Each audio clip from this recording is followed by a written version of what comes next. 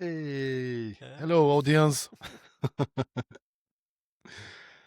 Andrew, how are you doing, man? Where are you joining us from? I am doing well. I am joining from Panama City, Panama, where my wife and I and our 4-year-old daughter live. That sounds easy to remember. Yeah, yeah, it's very nice. And I realize, at least in the U.S., I have to say, like when people ask where I live, I have to say Panama, because if I say Panama City, they assume Panama City, Florida, which is a city in Florida. And then people are like, "Wait, the country, like the one with the canal?" It's like, yeah, that one. That's the one we at. Why Panama, man? For my wife, she's a rock star at UNFPA, which is an agency for the UN, and so she's a regional advisor for Latin America and the Caribbean. And so we moved here for that new role for her. And yeah, we've been here for a few years and absolutely love it. And my mi español es no bueno. But you're an international speaker and Mm-hmm. consultant, so you can be working remotely and just travel when you have a gig. So that should be making life easier. Exactly. As long as I'm near a good airport, then I can be kind of anywhere in the world. And there's a pretty good airport here, and it's convenient, at least for a lot of the clients that I have in the US, and not too terrible for going to Europe. So, yeah, pretty solid. The first time we did a podcast, that was I believe it was the fifth episode. I was still testing the ground. It was the Hmm. Corona time. I think we met for the first time in Austria, the 15 Hmm. seconds Yep, conference. 15 We had a seconds. really Yep. nice chat. Your keynote was my favorite that year, and I told you. Hmm. And we had a little interview in the background, and we connected. And now it's episode 223. Yeah, which is thoroughly impressive. I'm gonna take some credit for that, because it was, if episode 5, you must have, like, either our episode was so good you were like, I want to do more of this, or it was so bad you were like, we can do way better. No, it, 220 it, it was episodes really on. episode 5 that it really started taking off, Yeah. man. You know, before that, it was nothing. But, Who after knows, this right? episode 5, Uh, man, why humor? Why humor? Let's talk about the topic. Humor. mhm. You're Mr. Humor. Yeah. Yeah, which is funny because I'm not a naturally funny person. And I think that's a large part of, like, why I speak about humor. So, for those who did not listen to our episode 5, or not familiar with kind of my work, the short background is that I have a degree in computer science and engineering. Started my career at Procter Gamble as an IT project manager, and also started doing improv and stand up comedy in university. And I didn't start doing improv and stand up because I thought, like, who's funny? Me, right? Who should listen to me? Strangers. Like, I did not have that level of confidence or belief in myself because I wasn't the naturally funny person, but I got pushed into it. My best friend in college and university wanted to start an improv group, needed people, and forced me to join. And I started to realize that, one, there's an art and science to humor. And so you can learn the science part, you can practice the art part. But two, that what I was learning in stand up and improv was, like, foundational to my success at Procter and Gamble, where I started my career, and also to me being a better human being. And so I fell in love with this kind of idea of, like, I needed this gentle push to use humor from this my best friend to kind of encourage me to do it. And I realized there's so many benefits to it that I'm now very passionate about being that gentle push for other people, for being that one that can kind of nudge you along, to say that humor is an incredibly valuable skill, that it can be learned, and it's not something that we should shy away from the workplace, but in fact that it's a way that it can be a competitive advantage, can help us get ahead, and can help us to enjoy life and our work a little bit more. So, the first year of your journey becoming a consultant and, as you may say, humor engineer, did you have to go and research a lot, kind of like to get some verification that humor is not only a fun thing to do, but it actually delivers results?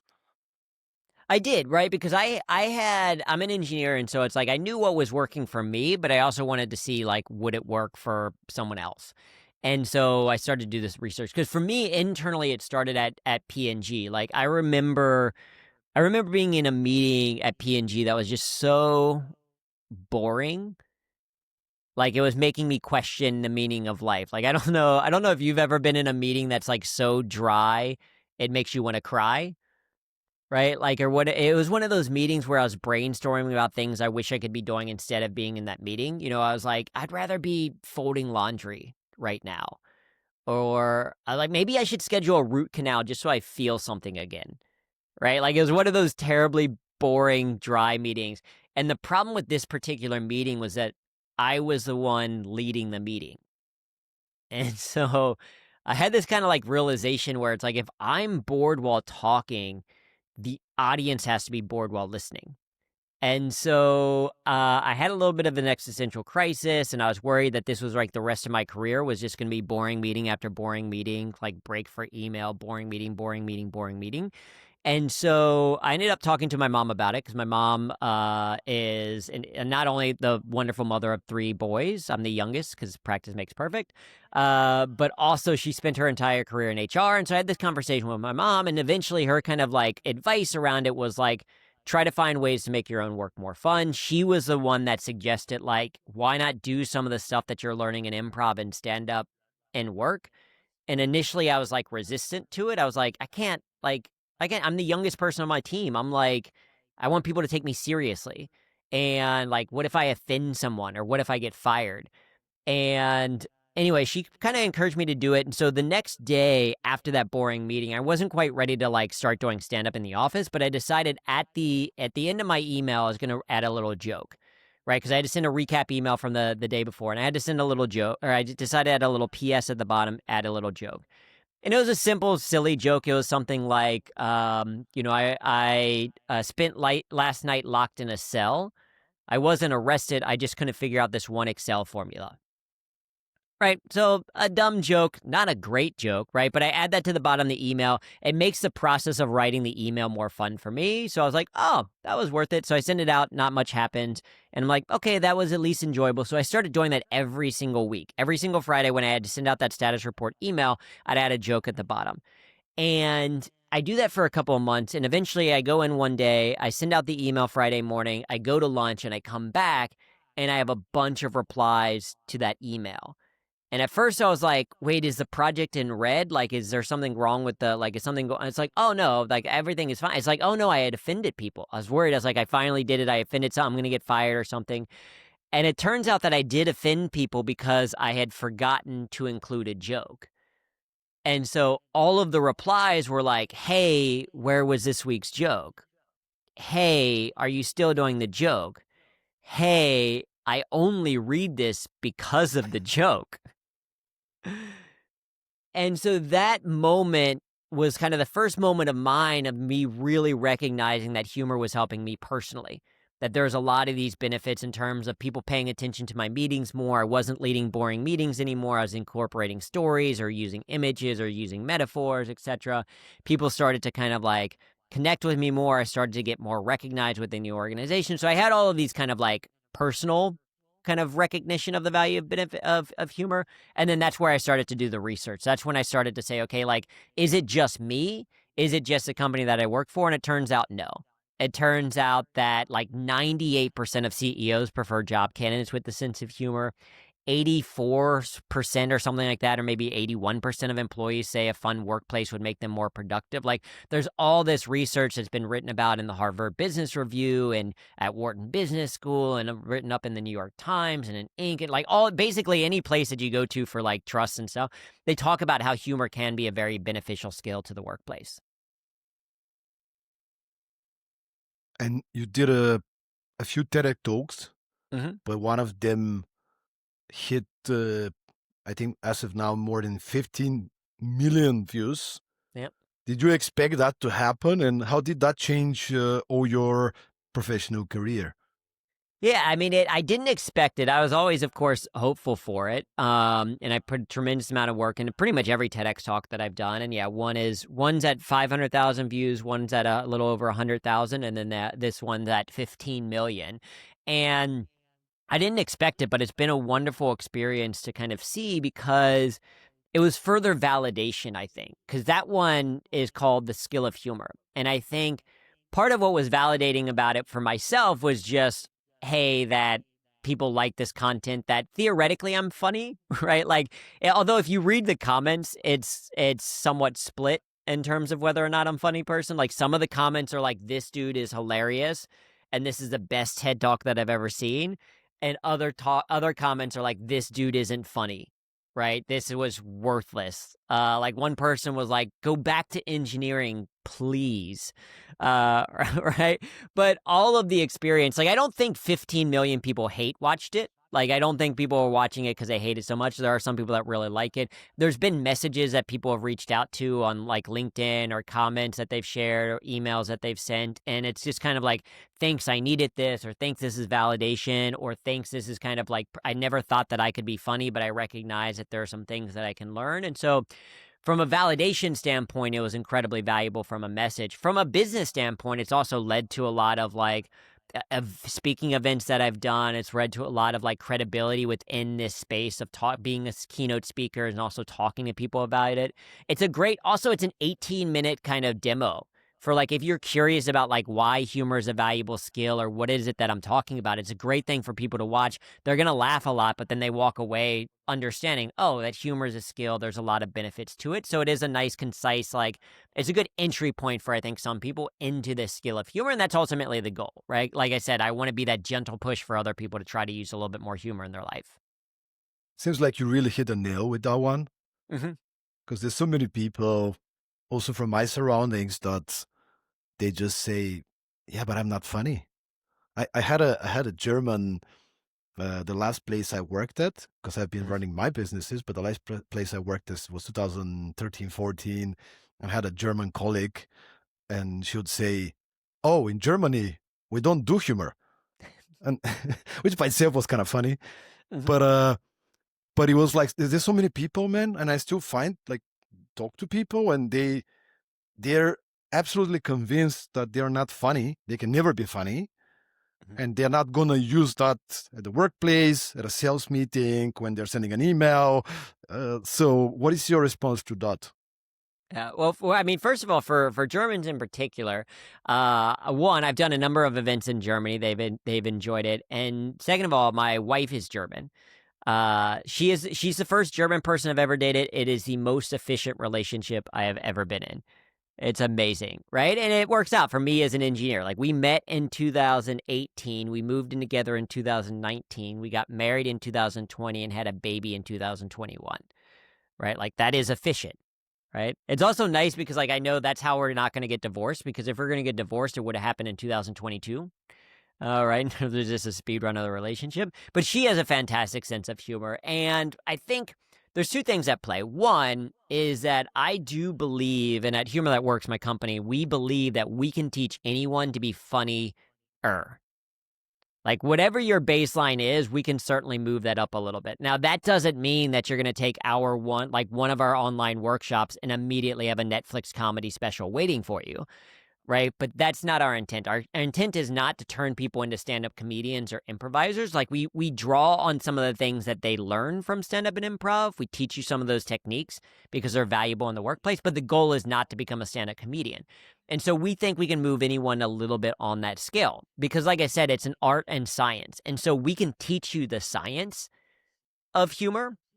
We can teach you what a setup and punchline is, what a tag is, what a callback is, what a comic triple is, what the rule of 9 is, what associations are, exaggeration, or all these different techniques and things like that. And then we can give you the space to practice that art, because that's the real key to humor. Like any skill is something that you got to practice to like learn it. But it's kind of like learning a language in some ways, because you have to practice it with other people, because the only way to know if something is actually funny or humorous is if you share it with someone and see what their reaction is, right? Because you might think something is hilarious yourself and then you share it with other people and it's like crickets or it's offensive to other people, right? So you need that opportunity to practice and start to understand what's appropriate, what's not appropriate, what about context, things like that. So we can teach those two things to people, is the art and the science of it, and that can move you up the scale. And for some people, that means that it comes very naturally to them right away with a little bit of like structure and intention. Other people, it takes a little bit more time. Like it's taken me, I've been doing stand-up and improv for 15 plus years. And it takes some time to know like if something is, working or not. Like I'm still very diligent about that process, but it can happen. Right. And so I think that's the first thing, is recognizing that it is a skill. It can be learned. There's some practice and repetition to kind of get there. And then I think the other thing, maybe what I should have started with, is that humor, we think of humor as more broad than just comedy. Right. So a lot of times when people think of humor, they think of jokes, they think of stand-up comedians, but humor can include that, but it could also just be something that you do that makes people smile. So it doesn't have to be a perfectly crafted punchline. It could be a way that you say something. It could even be a meme, right? Like, one of the things that we talk about in our sales programs is how you can drastically increase the rate at which people reply to your emails is by including a meme. Like, if you send a follow-up email to someone that you're trying to get a hold of, rather than just saying like, "Hey, did you see my email?" Like, yeah, they saw your, that's how email works. We know that they saw it. We even can kind of check. It's like, we know. But if you send a meme that's like, "Hey, I just saw this picture that reminded me of our conversation," and then you include something funny in it. Oh, by the way, wondering if you got a chance to kind of take a look at the details that I sent, drastically increases the reply, because you've now gifted them a smile. You've now given them something where they're like, "Oh, this is really funny. It's positive. It makes me kind of feel more of a relationship with this person." And okay, yeah, I'm going to go ahead and reply. But the reason why I bring that up is that I don't have to be the one that creates that funny meme or that funny cartoon or that image. I can Google, like, if I talk to someone and we spend a few minutes talking about um our conversation today. Prior to us starting this, we were talking a little bit about catching up and things that were going on, and you were talking about speaking and that you're doing more of it and things like that. So if I found a funny meme related to speaking or the speaker life, I could send that to you as a follow-up, and you're like, "Oh yeah, we had that conversation, like it built." I don't have to be the one that creates it. I can curate that. And so when we're talking and we're teaching people this skill of humor, it's broadening what we mean by this skill and recognizing that there's a lot of things that we can do even if we never write a single joke ourselves. The reason I resonate so much with your message is because I've been living it for the past, I don't know, several years. Initially when you graduate the business school, everybody's so serious. You try to copy your classmates and your teachers in the business school, who are very serious people. And then at some point you start getting into business, and then you realize how many doors open when you are a little bit more funny, more playful. Even these days, Andrew, we haven't had a chance to catch up so much, but one of the skills that I'm teaching and I'm traveling and speaking about, and just 2 days ago we finished our second private retreat on the topic, is networking and making meaningful connections. What a better way to open a conversation than say something funny. I spoke to, I've met some of the most successful people on the planet. As you know, when you go to a conference, some of those people are speakers. So you get to hang out with them. You have some sort of a networking area, a VIP area, and most people are boring. Yeah. They don't know what to do. They don't know what to say. For me, I'm always looking for opportunity to say something funny. It's not a strategy. Maybe it should be. It's more like natural. It's like, most of those people, everybody's awkward around them. Yeah. Because they're famous, because they're the role model. So people are like, "Oh my God, wow, I can't believe I'm seeing you." That's awkward, guys. That's weird. Please don't do that. But if you go and crack a joke, man, they open up, they smile. Then you can start a real conversation, because you don't put them on a pedestal. You kind of like, "Hey, let's just have some fun. Let's just be playful. I don't want anything from you. I'm just here to have a good time and to bring this energy into the conversation." Absolutely. That's what I think of humor in some ways. The ability to make someone else laugh is a gift to that person, right? You are giving them a positive moment of joy in their day. And I think people are attracted to that. Like, I think they are like, and there's a recent study. I need to look at all the details of it, but I was just saw kind of the headline from it and everything from the New York Times. But they're saying, like, essentially this study that they've done is that the people that feel immediate rapport with someone, that feel very close to each other, it isn't necessarily because they have the exact same background. It's because they have some level of banter together. Like if you can banter a little bit back and forth, have a little bit of a playful conversation with each other, you instantly feel like friends. You instantly feel like this group of people that like are good. And that doesn't mean that you're making fun of them necessarily. It just means that you have this rapport.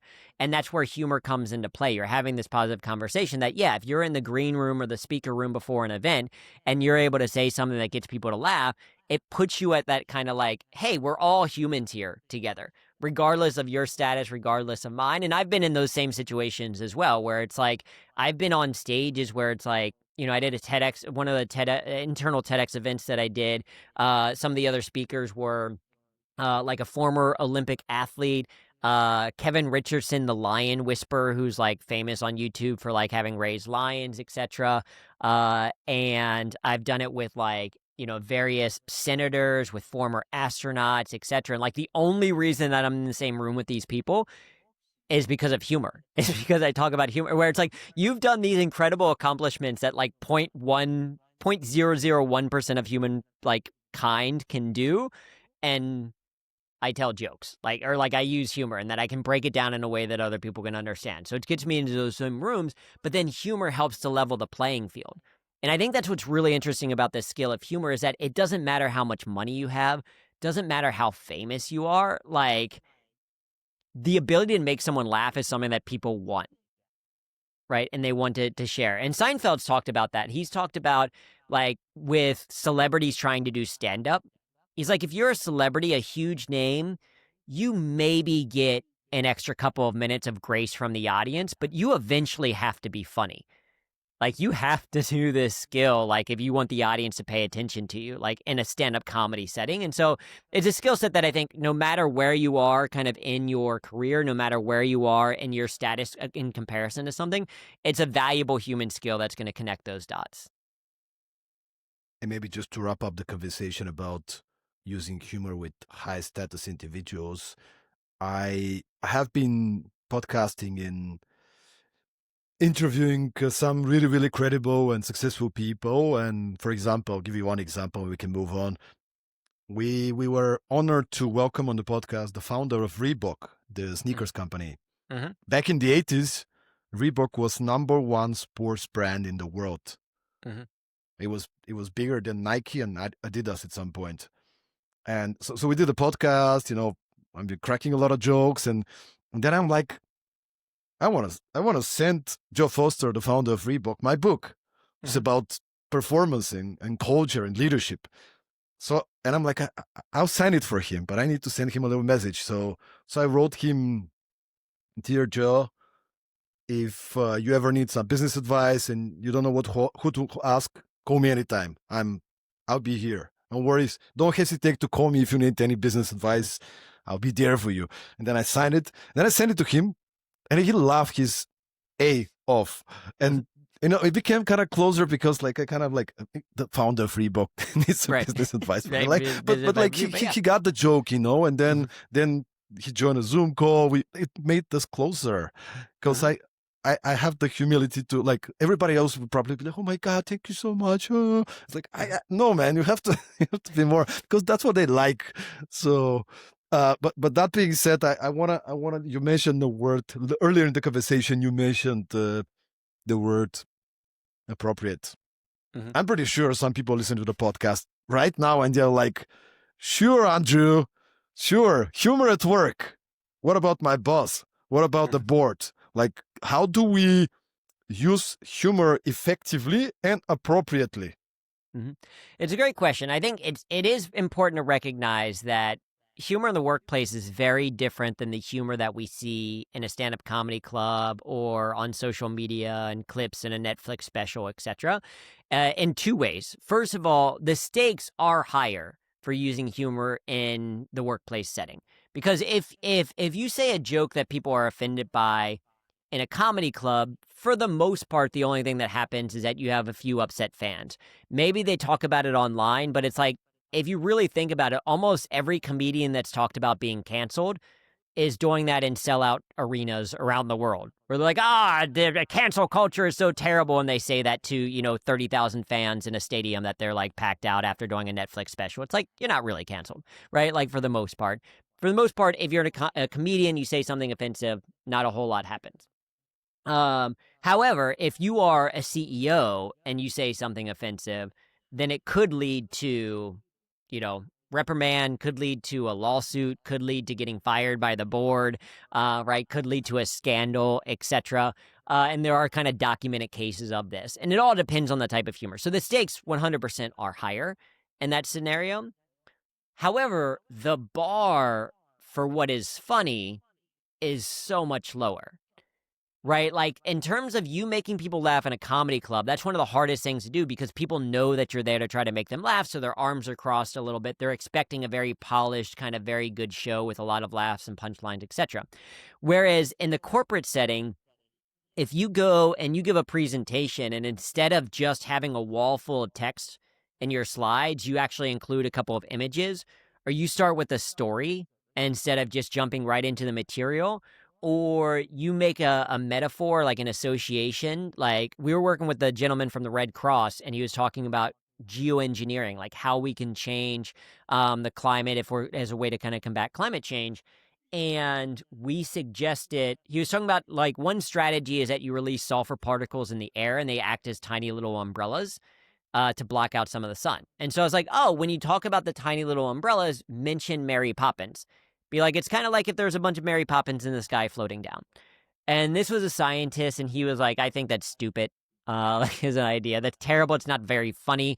But I was like, I think it'll work for your audience. And he, being a scientist, I very much respect him. He was like, okay, let's test it. And so we were recording the audience for that particular presentation. So we took the footage of the audience and then we ran it through MIT Mood Analytics, which basically uses AI to, like, register what people's mood and whether they're paying attention and what their mood kind of roughly is.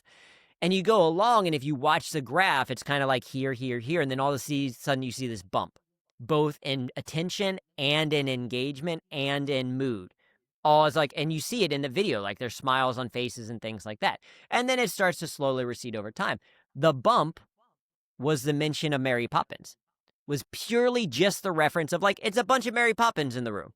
Get a boost of engagement, and then it, like, starts to die out because he didn't talk more about Mary Poppins. But that half a second reference already changed the perceptions of the audience. And so it's not a joke. It's not something clever. It's simply referencing a pop culture that's an association of what we're talking about. Small things like that are already effective humor in the workplace. So that's what I mean by the bar being lower, is that you don't have to be this perfectly crafted comedian. And so those two things come into play. Recognize that, yes, the stakes are higher, so you have to be much more intentional about it, but the bar is so much lower.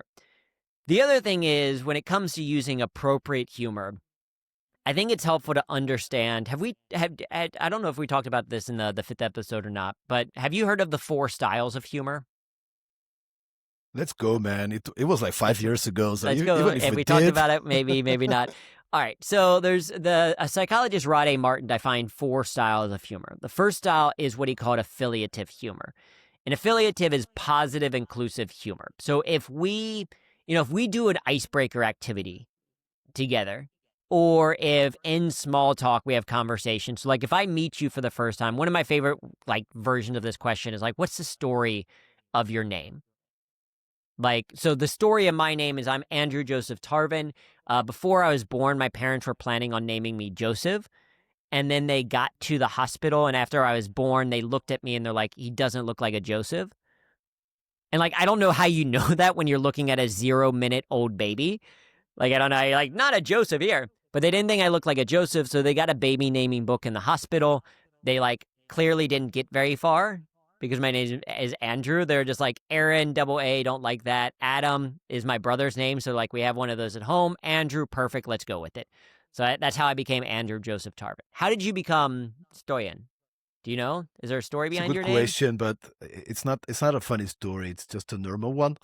So basically in my country, the country I come from, Bulgaria, we often named after the grandparent.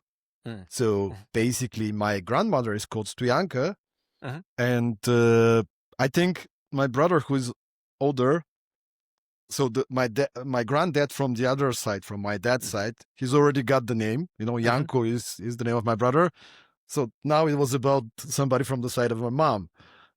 So that's how I got the name. Yeah. Like, okay, it's a good name. It's solid. Stoyan Yeah. means, in a way, it means kind of solid holder. Hmm. I don't know if that's what my mom and dad were like thinking of at the time. I Intending. actually don't know. Yeah. I should probably call them and ask them after the Exactly. So podcast. now you could ask them a little bit like, what were you thinking? What were you doing? But I love it. I mean, Why, even that mom? connection. Why? Why? Why? Why? No, but I think it's just an interest with this question, right? And you can do Mm. this as an icebreaker question. You can do this at a networking event, right? You're speaking of networking as one of the programs that you do. If you meet someone as a way, for me, it helps me remember people's names because there's now a story attached to it. But if you meet someone and you're like, oh, hey, what's your name? I'm so and so. It's like, and they say like, oh, hey, I'm Andrew. You could be like, hey, that's interesting. Like, is there a story behind why you're Andrew? And it like is a now a way to connect. And that's a form of humor because it's more broad than making someone laugh, but it's just kind of more interesting. It's probably going to lead to a smile. Interesting conversation leads to the connection. And so that's an example of affiliative humor.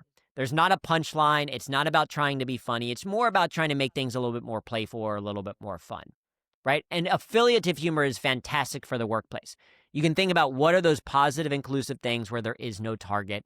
I can use that a lot in the workplace. One of the first kind of theories about humor I heard when I was a kid already. Like, it was often humor comes from the unexpected.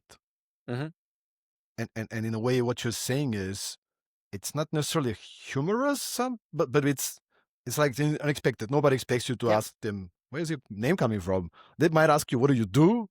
Mm-hmm. But because it's unexpected, it kind of opens a different side of you.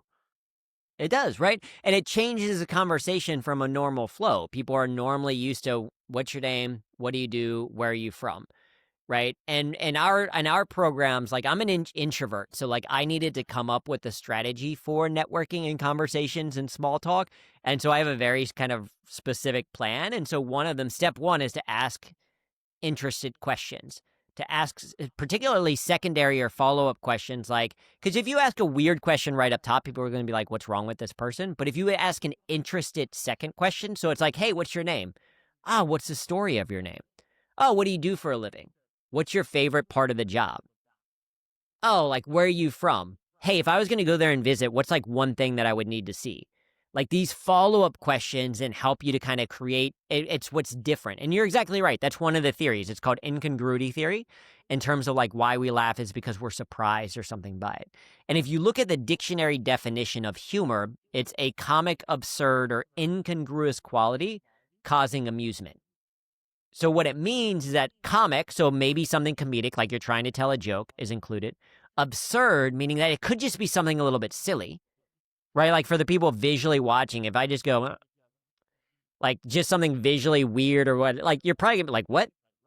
Maybe you smile, maybe you like lean in a little bit more, maybe you're like, that's weird, I'm gonna turn this off, right? But it creates a little bit of something silly. And then incongruous, so something just different. Something out of the norm, asking this type of like, what's the story of your name as a follow up question is an example of it causes amusement, right? It creates a smile, creates a laugh, everything feels a little bit lighter, right? So that's affiliative humor, fantastic form of humor using in the This is workplace when you're meeting this is the someone new. first one. This is the Yep, that's first the one. first one. That's the first Yep. one. Hmm? So the second style is called self-enhancing humor. And this is a positive form of humor. So affiliative humor is positive and inclusive of other people. Self-enhancing is positive, but the focus is yourself. So self-enhancing humor is a way of looking at the ups and downs of life and trying to find the humor in it.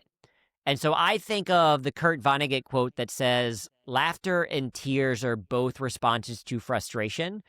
I myself prefer to laugh because there's less cleaning up to do afterwards.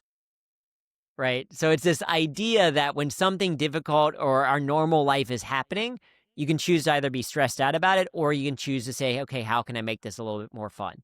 So even something like, being stuck in traffic, you can be upset that you're stuck in traffic and someone just cut you off and everything. And it's like, I do like part of it's the recognition. Like I remember seeing a billboard once where it's like, you're not stuck in traffic. You are the traffic. Like, because you're there, you're just like everyone else. It's not everyone else. You're also there. You're also contributing to this problem. But it's like, so you can say, okay, I'm either stuck in traffic and I'm going to be upset about it, or you can say, okay, well, this is a perfect time for me to listen to some podcasts. Or this is time for me to rock out to some music that I like and have a karaoke concert in my car where no one else can hear me. Or this is a time to, because I can't be distracted by I do a lot of my like thinking when I'm on the road traveling between events and things like that, because I had to fly into a city and then maybe I need to take a rental car or whatever. Like on the way, I run through the speech that I'm going to give, or I think through and debrief the process and record it into, like, you can think about, okay, how do I make this process more fun? That's self-enhancing humor is when you're doing that. And that's an incredibly valuable form for the workplace. It's great for increasing productivity because we know what gets fun gets done. And so if you can find the things to say, hey, here's a task that I have to do. How do I make it more enjoyable by either gamifying the process or doing it with someone that I enjoy, or doing it while like listening to music or something, like whatever you're doing to kind of make the task more fun is a form of self-enhancing. Also another great version to use in the workplace. So that's our second style. The third style is self-defeating humor. This is a negative form of humor, but the target is yourself.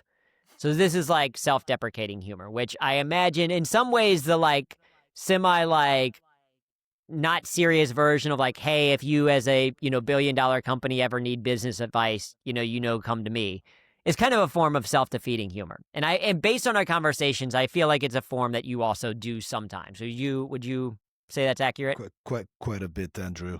Half of my speech is I don't do it on purpose, I guess, but when you start as a speaker, initially you start copying your heroes. Mm-hmm.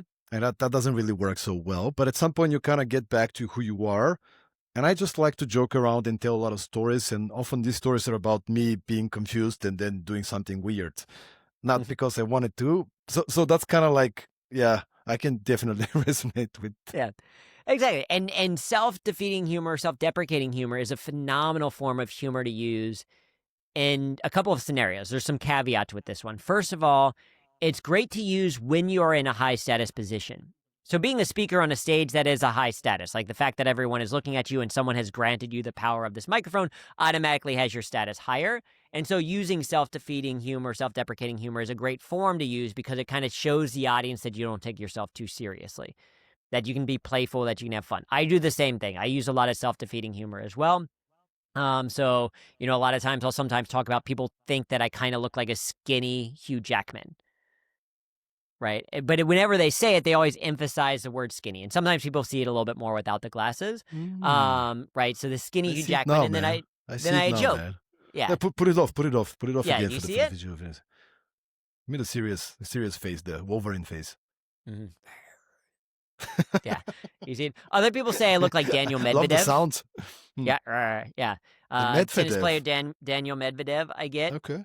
My nephew recently told me, like, with the glasses, he says I look like Harry Potter, but if he was just an accountant. Right? But like these types of comments, like the accountant's a little bit form of a self-defeating style of humor. Or like I tell people that I'm a nerd, and then a friend of mine was like, you don't have to tell people you're a nerd. You can hear it in your voice. Right? So this self-defeating humor, it's a way of poking fun at yourself. And so it's great in a high status position. So if you're a speaker on stage, if you're a comedian on stage, or if you're a manager of others, right? Self-defeating can be a great way to kind of say, like, hey, look, I might be the manager, I might be the boss, but I'm still a human. I don't take myself too seriously. So it's great in that scenario. The other thing is that it's also good when used sparingly, like when it's used on occasion. If it's the only form of humor that you use, then it can start to get old to some people. They do start to worry, like, either like, is this a pity party? Do you want me to like feel bad for you? Or they start to feel like, does this person have self-esteem issues? Like, I don't want to like laugh at them because like maybe they're secretly hurting inside, right? So you don't want it to be the only form that you use, but it still can be a pretty positive form there. The other caveat is that the self-defeating humor, the thing that you talk about when using it, should not be, you shouldn't joke about a thing that you should be good at.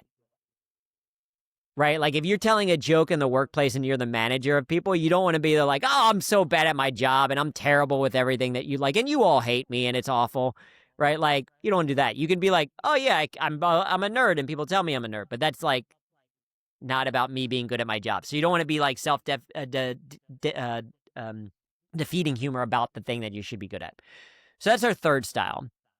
And then the fourth style is aggressive humor. And this is a negative form of humor where the target is someone else. So this is where sarcasm fits. This is satire. This is can be some forms of banter and things like that. It's George Carlin, like as a style of comedians, aggressive. The intent is to try to, almost like manipulate someone or to call out something. This is a common style that you see in a lot of TV shows. It's what you see a lot in stand-up comedy, but it can be very difficult to pull off well in the workplace. This is a style of humor that you start to find where people are more of like, that's offensive to me, or I think it's inappropriate, etc. So it's difficult. Now, that being said, it's still a common form that people use, and it doesn't mean that you can't use it at all. It just means you have to be more intentional about it. Because I don't know, what's the culture in Bulgaria? Is it like when you with your friends, is it common to kind of like rib each other, to kind of like poke fun at each other? Oh, for sure, man. I haven't been much part of the workforce. Maybe people can post in the comments. If anybody from Bulgaria is listening, please, guys, let us know. But I think sarcastic for sure. Um, Joking about the country, the management, like all Yeah. those kind of. I think it's there, man. People in the Balkans definitely Yeah. very sarcastic, and Yeah. yeah, they can poke fun at things and people. And So yeah, and I not think always good, yeah, not always good, but not that always can be appropriate. exactly. But it can also be a way of connecting, right? It is a way that it's common that like you see that of you might have like entry level people that use that style of humor about the boss, and it's a way for them to bond a little bit with each other. That doesn't necessarily mean it's appropriate or good for the workplace, but it is important to understand because there's this is where the nuance comes into play. Because like we do a lot of work with emergency first responders, nurses, doctors. We've worked with like the FBI, with like serious organizations. And for some of the people that like see really difficult things, like if you're a nurse working in the ER, you see a tremendous amount. And that can impact your own kind of like mental health and things like that. And so what you find a lot of times in those very like like those very intense, risky kind of jobs or things like that, or where they see a whole lot of like very dark stuff, they tend to have a dark sense of humor as a way of catharsis. Like it's a way that they make a joke that can kind of like help them be on the same page and kind of get through this.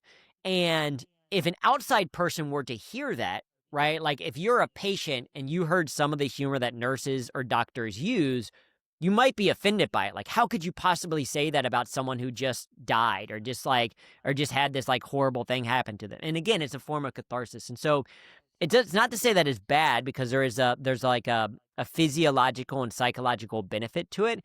It's just recognizing from an external perspective, you need to understand who is in the audience. The same is true when it comes to banter. Like, so this is one of the things that I've worked with some one-on-one. I do a little bit of one-on-one coaching with like senior executives and people doing high stakes presentations and things like that. And we have to understand that like in the UK and in Australia, banter is very common to use even with people that you've just met. Like they call it taking the piss out of someone, and it can be a way to build a relationship with someone. But in the US, even the phrase taking the piss is like too aggressive. Like if I say that in a speaking event, the HR people are kind of like, why did I don't think you should say that, right? Like so, and there's the banter with someone right away is usually less common in the US. They might feel a little bit offended by it. So this is where you have to understand the culture and the audience of the person to realize like, okay, like what I think of as playful as a way for us to bond is actually seen a little bit differently. The reason why I bring that up is because if you have a team where the dynamic that banter is a way that you build relationships, which is absolutely a form, a way of building relationships, just recognize that if you have a new person join the team, or if you have an external person there, like a stakeholder or a leader or whatever, something like that, that's watching your team dynamics, they might then see you as like aggressive or rude because they don't understand the dynamics of the team. And so that's where you have to just be very conscious of who is the audience. This is where like people recording other people sometimes gets into trouble, where it's like kind of like, can you believe what this person said? And it's like, you don't know the context. Maybe maybe that's a way of joking back and forth, and you miss the part where the other person was just as aggressive back to them a moment ago, but now it's blown up on social media of this person being mean or whatever. So all that to say is that aggressive, it's very common within friends. It can be possible in the workplace, but it's very difficult and it's the more risky version to use. So it's one that you want to start off very slow and very light with. So that's the order that we kind of recommend in terms of using humor at work. Is start with affiliative humor. It's pretty much positive, inclusive, very, very unlikely to offend people.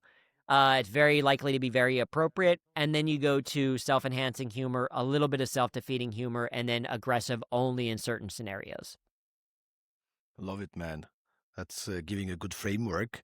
And since we want this podcast to be super practical, I want us to go maybe down in the trenches and to go more into the how to. Yep. By the way, if those of you listening us live on LinkedIn have any questions, make sure to post it in the comments. We can take some questions as well. I'm just wondering if you can share some specific use cases, best practices, because maybe somebody's listening right now and they're like, where do I start? How do I, where can I implement it? Okay, you shared this example of maybe starting your presentation with a joke or with a funny story. But what else can we do? Can you give us some specific ideas so people can get inspired? Certainly. Yeah. And this is where like the intention comes in mind. And so what we train for people is, so your skill of humor is three things, right? The building blocks of your skill of humor is three things. The first thing is your sense of humor. And this is, what do you find funny? What do you find interesting? What makes you smile? What makes you laugh? What's appropriate and what makes you laugh? And then also starting to have a little bit of an understanding what might be appropriate or what other people might enjoy. But that's your kind of like essentially, what do you find funny? And that is the basis of your own humor, because what you find funny is then going to inform the type of humor that you use in your presentations or use in your workplace or as a way that makes your work more fun. So like, I love puns and wordplay. And so me adding a PS joke at the bottom of an email that's a joke, that's a pun, was a fun, playful way for me to do that. If you hate puns, you're not going to have fun doing that. So instead, you might say, oh, could I do a PS and do song lyrics at the bottom? Or could I do a quotation? Or could I use a meme somewhere in the email instead, right? Like, it's going to inform a little bit based on what you find funny, what you find interesting. So that's the sense of humor. Next is your ability to humor. This is like, how do you make funny? This is where where learning some of the science of it helps. This is like learning what a setup and punchline is, or one of the common ones that we teach is called a comic triple. And so a comic triple is a list of three things where the third thing is unexpected. So in stand-up, sometimes I would make the joke that, I'm an engineer by training, and as a kid, I used to like to take things apart and put them back together again. Things like clocks and radios and my parents' marriage, which I never really got back together, right? So that's a comic triple. The list of three things: clocks, radios, my parents' marriage, is unexpected, right? It still fits within the mold, but it kind of makes people laugh. So that's a comic triple. And so the ability to humor is to start to understand some of those structures. And then you have the agency with humor, which is, what do you use that funny for? Are you able to use that skill of humor in the right moment to get the desired result? Can you, in the middle of a meeting that's tense, share a piece of humor that's going to like lower the tension in the room? Or can I use humor at the beginning of a presentation to get people to pay attention so they're listening to the message a little bit longer, right? So there's that level of intention. Just want to stop you for a second. But those of you probably don't know, but Andrew is a big on productivity. Just like me and many of the listeners, he's read all the books. He's practicing productivity. He's not just the humor guy. He's actually a guy who's extremely efficient, extremely productive, and he can share a lot of those theories and practices. But now we're here for different reasons. But I want you to know that everything he's sharing is about making you more productive. It's making your workplace better, your life better. So keep that in mind. Always being an intentional, right? Like productivity master is about mastering productivity, meaning how can I have a more intentional life so I can produce the kind of outcomes that I want to produce and spend times on things that matter most and having most fun doing that. Exactly. That was just a little bit of Yeah, no, I think it's a great plug and a great reminder that like this learning this skill of humor again isn't about to become a stand-up comedian. It's the dual benefit of enjoying your work more, so that the 90,000 hours that the average person spends at work in their lifetime, that's the research that suggests that it's about 90,000 hours. The 90,000 hours that you do spend at work is enjoyable. right? But the added benefit to it is that you do it better. You do it more effectively. And there are research that shows that. Like if you make a task more fun, you're willing to spend more time on that task and you ultimately do it more efficiently. Like there aren't an increase of errors by making it more fun. If you want to be a better leader, there's research that shows that leaders with a sense of humor are seen on top of things and in control, whether or not they actually are. If you want to get more opportunities, they found that research shows that people who have a sense of humor are given more opportunities than people who don't use humor. Like there's all this research, right? So all of this is all going back to, and this is what the agency of humor is about. It's about that intention of using humor. So for example, we can say, okay, what's the benefit of learning the comic triple? Well, it gets people to pay attention. So now, if anytime you see a list, you can start to say, oh, could I make the last thing on that list something interesting that gets people to lean in a little bit more? So that means, oh, if you're listing the benefits on your website of your services, maybe the last bullet point should be something playful. Like, so it's like, oh, okay, come to us for productivity because we're going to increase productivity, we're going to increase efficiency, and we're going to give you more time to binge watch that new Netflix show. Like, it's not the funniest thing in the world, but it's something different where it's a little bit more human. Or if you're introducing yourself, this is one of the things that we do in our workshop is we help people craft their introduction to people using a comic triple, where you might say like, hey, I'm Andrew Tarvin. I'm a keynote speaker at Humor That Works and a Grandmaster Solitaire player. And people are like, what? Grandmaster Solitaire? What does that even Depends mean? on the generation. If it's a Right, Gen exactly, Z, they the might not even know, you know? Gen Z, they're like, what are you, like, okay, old man, like, what is this? Right? Or, but that comic triple, that third thing, I can change to anything else. I can say, like, you know, Andrew Tarvin, keynote speaker at Humor That Works, and once had 4 milkshakes in one day. And so the comic triple is like, as part of the introduction, is it takes half a second to say, and now I'm giving the other person listening an opportunity to engage if they want. They can now say, oh, tell me about being a keynote speaker. They can be like, 4 milkshakes in one day, that's like way too many. And like now we can talk about milkshakes if we want, like if they want to engage with that. And so that's the intention piece of like, okay, I'm using this comic triple just to get people to lean in a little bit more. And in our trainings, when we talk about the agency with humor, we train people on what we call the humor map, your medium, audience, and your purpose. So what's the medium? Is it an email? Is it in a one-on-one conversation? Is it through a podcast? Is it, you know, in a presentation in front of people? Who's the audience? Is it someone that you know? What's your relationship to them? What do they know? What do they need? What do they expect? And then finally, what is your purpose for using humor? Because using humor just for the sake of humor is okay, but you can say, okay, I want to get this goal out of it. And this is where it comes out to the intention. So for example, we wrote a book called 501 Ways to Use Humor in the Workplace, with the intent being like, for the people that are like, okay, I want to use humor, but I don't know how to get started. It's like, here's a list of 500 ways broken up by different skills in the workplace. So if you're like, I want to use humor in an email, here are 10 different ways you could use humor in an email. If you're like, oh, I want to use humor in my next team meeting, here are 15 different ways you could use it in a meeting. So we'll turn this, we'll make this a little bit more interactive. Stoyan, you give me a scenario of like, give me a reason why you might want to use humor, and I'll give you an example of a type of humor you could use. And we'll see how good I am at doing the thing that I proclaim to do. I mean, that's the first thing that comes to mind with both speakers, right? So I might want to use humor to increase the retention of the material that I'm teaching to a group. Yep. Fantastic. So if you want to increase the retention of it specifically, which is different than improving the understanding of it, which is different than getting people to pay attention, right? These are all slightly different things that we might use humor for. Retention of it, 2 strategies. I think probably the most effective is an association, is connecting what it is that you're training to something that people already know, and or creating a mnemonic, right? Like, have you ever heard lefty loosey, righty tighty? No, that might be a very U.S. thing. I recently saw a post on Twitter where it's like, whoever coined lefty loosey, righty tighty is the greatest communicator of all time. And they're right, because that is the direction for tightening or loosening something like a screw or a bottle cap. So if you're ever like, how do I get this cap off? Well, lefty loosey, so left, turning it to the left makes it more loose.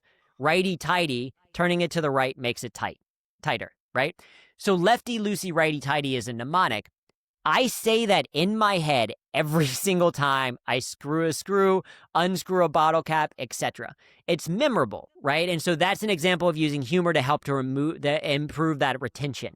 Can you think of any mnemonics that you know? Like they're probably different culturally. Like in the US, we learned every good boy deserves fudge, which is the letters of the scale, like the musical scale. So every E, good, G, boy, B, deserves D, fudge, F. So that's the scale, like E, G, D, F. Or maybe you learned in math SOHCAHTOA. Did you ever learn SOHCAHTOA? Sine equals opposite over hypotenuse. Cosine Yeah. equals Mm. adjacent over hypotenuse. Tangent equals opposite over adjacent. Like these are just mnemonics that Yeah. help you to remember Mm. things. No, I love So it, man. So That makes if sense. as a speaker coming up with those, like the humor map is an example of that. It stands for your medium audience purpose. It's easier for people to remember map than it is for them to remember medium audience purpose. And so what happens in their head is like, oh yeah, so if I want to be more intentional about my humor, I need to remember that map. What was map M was like they may not know it exactly, right? Like, oh yeah, medium audio, like it gets them there. So it's something easier for them to remember. So mnemonics are a fantastic way if you're trying to increase retention. Love it, man. Love it. No, totally makes sense. And it could be also, I guess, a story, a Yep, funny story would be story the that's connected to the key message. I want to say exactly. maybe when you're planning your day, build it backwards by first defining the outcome. So Mm-hmm. that might be the main point, Yep. but it's going to be a lot easier for them to remember it, retain the information if I tell a story about somebody who maybe screw Mm-hmm. up because he wasn't using outcome driven planning. And then Yep. it's like, okay, then I get it. But if I put a little bit of humor, it's going to be a lot more, it's going to be a lot better as opposed to Absolutely. just a dry story. Yeah, so story would be the second format that I would use in that scenario. Mm. Story can be used for a lot of things. When I work with speakers one-on-one, I strongly encourage them to try to start with a story that connects to their theme, right? So for example, the TEDx talk with 15 million views, I give it just an example because it's a thing people can go watch and see the kind of craft or the technique part of it. But I start with a story about my grandmother texting me. And the big punchline of it, builds to her texting me like the words, like I say, I went to Switzerland for an event. Her response is Switzerland question mark WTF. And so like I call up my grandmother. I'm like, what do you think WTF means? And she's like, well, someone at Bridge told me it means wow, that's fun.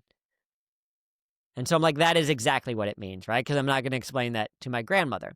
And then I go into the thesis of the talk and say, what I've learned is that I think the world would be a better place if we all thought WTF like my grandmother, if we all thought, wow, that's fun.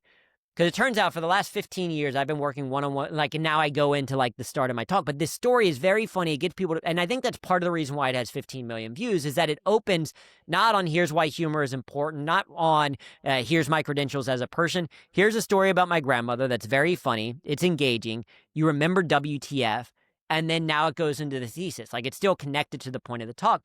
And so many people comment about like your grandmother is amazing. So many people will like write me on LinkedIn and be like, hey, I just saw your TEDx talk, WTF. Like it's memorable. It's sticking out as kind of like this idea of, wow, that's fun. So story is another great way to do it. It's a great way to get people to pay attention. It's a great way to explain something as well. So story is a very kind of advanced technique that can have a lot of different reasons for using it. I love it, man. And to me, it kind of humor of the workplace, correct me if I'm wrong, but it's more or less you can define it in two areas. One is how can I make my life easier, funnier, more playful so I can have more fun and enjoy it more.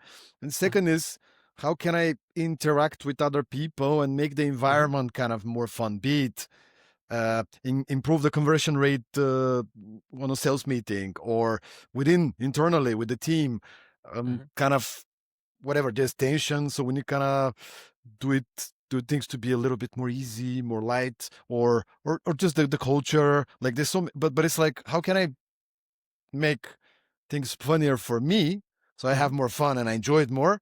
And then for the people around, can you give Yep. a few more examples before we kind of wrap up? There's the one thing I remember from last time, which was 5 years ago, 2020, is you said sometimes when you get those really heavy and tedious emails, you're using different accent to read the email from, which for me, I've been using it, man. Like you get this email from a customer that's like unhappy with something, and it's like, oh, like it feels so bad. But if you read it with an Italian accent, Yeah.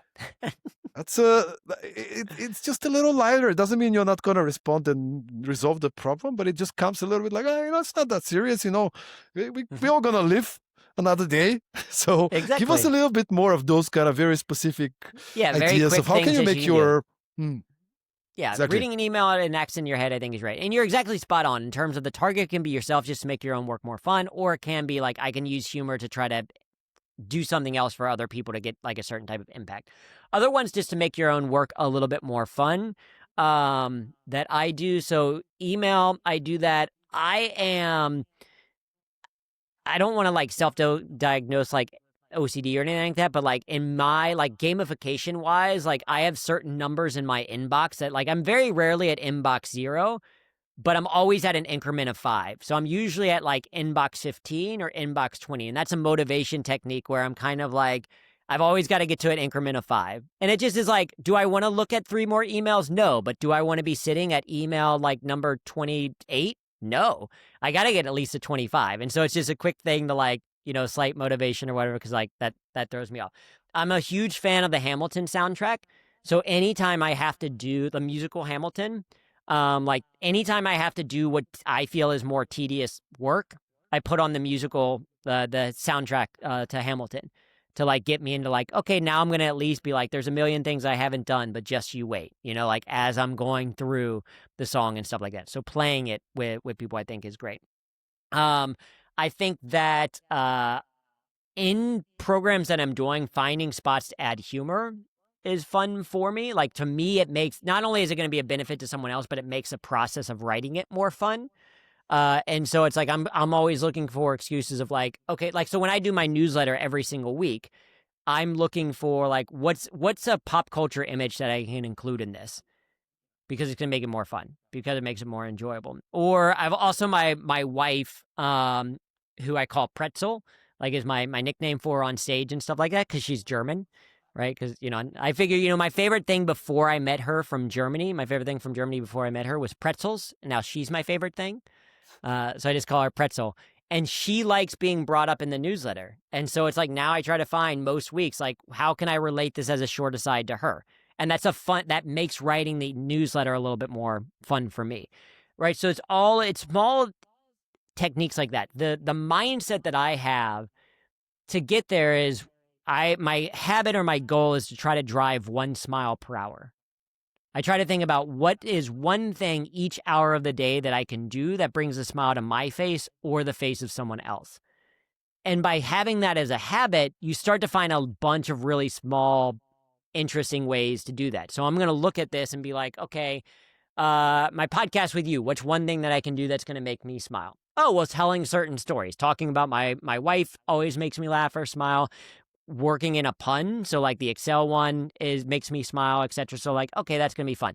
Next, when I go through email, what's one thing that I can do that's gonna make me smile by going through email? It's probably gonna be to read them with a different accent in my head. I realize I do more fictional characters now than I do other accents. So I do like the Hulk or Christopher Walken or Darth Vader. Not that Christopher Walken is a fictional character, but like as like Darth specific Vader, people. man. Darth Vader. Darth Vader? Yeah. How do you use Darth Vader? Angie Schultz shared the following meeting recording with you. Hello. Here is something like, and obviously it's terrible, but it's more fun for me. Right? It's just a playful thing to do. So it's kind of like that constant like, oh, I'm going to ride in traffic a little bit later, let me throw on a podcast. I'm going to start another meeting with someone that I'm just like meeting for the first time. Here's an icebreaker question that I'm going to throw out there. I've got a task that I just like I've been putting off. I'm going to record myself. This is less about fun, but it's like I'm going to do a Pomodoro technique. I'm going to do a Pomodoro of 25 minutes on this task that I don't like, but afterwards I already know which stand-up clip I'm going to watch as a reward afterwards. right? Like I plan that kind of beforehand. Like those are all small techniques just to kind of get me going. Especially when you have to do accounting. Yes. And you're not an accountant and you don't And you're enjoy not an accountant accounting and you don't like have, yeah, me. you don't. No, that's awesome, man. Mhm. I love the reward technique as well. Kind of like, yes, next 1 hour, you're going to do the accounting. But then when Yep. you're done, you get this piece of cake or Yeah, like you a get green this, you get cake smoothie or or this or whatever it's your something. thing. And that's, I, yeah, hmm, that's where humor throughout the day really helps to like, this is a technique, like you said, I'm obsessed with efficiency and productivity. hmm, I learned at P&G that there is a difference between being efficient and being effective. And our goal for most of us is to be effective. And so some of the things that we do in an attempt at efficiency actually aren't long term more effective. Like if you work so long and so straight all the way through that you get burned out, either at the end of the day or at the end of a long week or whatever, and you need time to recuperate, that's not long term more effective because now you have to take this break to recuperate, etc. Whereas if you find ways to take short breaks throughout the day, you can end up going much longer. That's the premise behind Pomodoro technique. But the same is true for your like mental energy as well. Like how can I laugh so that I refresh things and then come back more motivated? that is amazing, man. Thanks for being with us today after 5 years, sharing so many ideas. And I can imagine how valuable is your work with organizations. For those of you listening, by the way, feel free to get in touch with Andrew, or should I say Joseph, who's who's uh, who's been working with some of the leading brands all across the world, helping them to incorporate humor so they can have more fun while they're at the workplace, but also be more productive as an organization and as individuals. So make sure to get in touch with Andrew when you're looking for a consultant, trainer, a speaker. He's a brilliant speaker. I've seen him on stage. He's always well prepared. He has a lot of nerdy jokes, but also a lot of useful tools and insights to share. Andrew, what am I missing? Just maybe kind of if you can wrap up the episode with a message to everybody listening. Thanks everybody to making it to 1 hour 60. What is it? 66 minutes 27 seconds of the Yeah. episode. I mean that means a lot, first of all. But Yeah. We've Andrew, what gone would be your lower. final message to people? And then maybe if you can also expand on some of the ideas and tools and resources. You mentioned a couple of books that you have. So Mhm. where could people learn more about what you do, get you on board to help them? Like, just give us a bit of an overview. Absolutely. So you can find out more. I'll answer the second question first, and that's like if you are interested in the subject and you want to learn more about it, you can go to humorthatworks.com. And we have a bunch of free resources there, blog posts and things like that. We have links to our books if you're interested in something that's a little bit more structured and things like that. We've got a completely free assessment that you can take to learn out what your kind of style of humor is. Because I think that's the other recognition that we didn't talk a ton about. But the idea is that everyone already has a natural style of humor, things that they do with their friends or things that they do even like in terms of what they watch on their own. That's a good starting point for how to learn how to do that appropriately in the workplace. And so you can start with where you're already good at and then grow the other skills a little bit later. So we have those resources there. We offer kind of workshops and things in this, so you can kind of sign up for our newsletter or other things if people want. We send a free newsletter every Friday that's new ideas and reminders and prompts to use humor to keep it as a habit. And then I also do some one-on-one coaching for those high-stakes presentation skills, etc. And we also have, events that we do for organizations. But the biggest thing is like just to like, I do want to be that gentle push for people. So even if you don't like my style of doing things, I strongly encourage you to find some way to find more humor in your life. Maybe it is that idea of drive 1 mile per hour. Maybe it is taking an improv class or, watching a little bit more stand-up comedy and looking for techniques or whatever it happens to be. But the reality is that you choose every single day how you do your work. And so why not choose to make it a little bit more fun? Why not choose to be more productive, less stressed, and happier? Why not choose to use humor to get better results and have more fun? Why not ultimately choose humor that works? And remember, somebody wise said, "Life is not what happens to you, but how you experience what happens to you." So why not add a little bit of fun? Thanks so much, Andrew, for being with us. Thank you, everybody, for watching. If you have any follow up questions, I'm putting Andrew on the spot, but I'm sure he'll check Mhm. check Yep. the LinkedIn as well. So you can post it in the comments on LinkedIn or just send us a message, DM Andrew on LinkedIn. Hmm. And yeah, let's have a bit of a more fun. What is it? Today's Wednesday, so Thursday. Tomorrow is Thursday, guys. Let's try to drive one mile per hour. Have a little bit of more fun and see where that leads us. Thank you so much, Andrew. Thanks everybody for watching, and see you once again next week for another episode of the Productivity Mastery Series. Ciao.